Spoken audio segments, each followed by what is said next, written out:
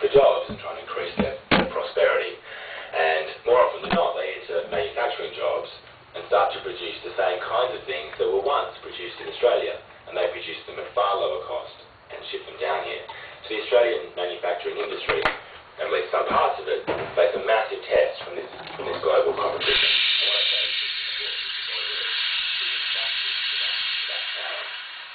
That are commonly pursued by our leaders.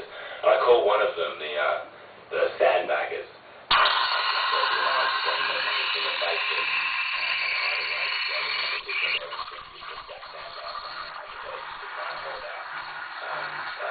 Global forces.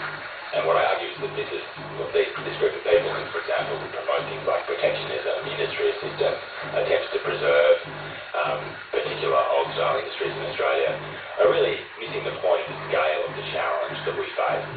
And then the other group, which I call the sink or swim, have the alternative solution, which is every man and woman for themselves.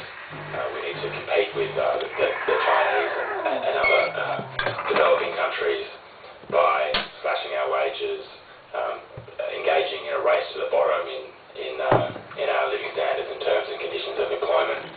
And I argue in the book that both of these things are really flawed, and there is a middle ground that doesn't require us to leave workers out in the cold or to raise up the barriers at our border against foreign goods. Well, what both those schools of thought have in common is that they both want to keep manufacturing in Australia. The sink or swim crowd want to do it by simply bringing wages down to the lowest possible point where we compete with China for manufacturing. The sandbaggers want to raise tariffs instead, so imported goods become more expensive and therefore more notionally competitive with Australian goods.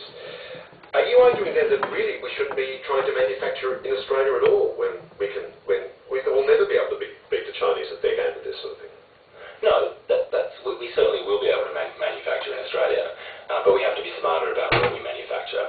The third group, which I describe in the book, which is an alternative to both of the other two, I call it the climb to high ground group. And these are the success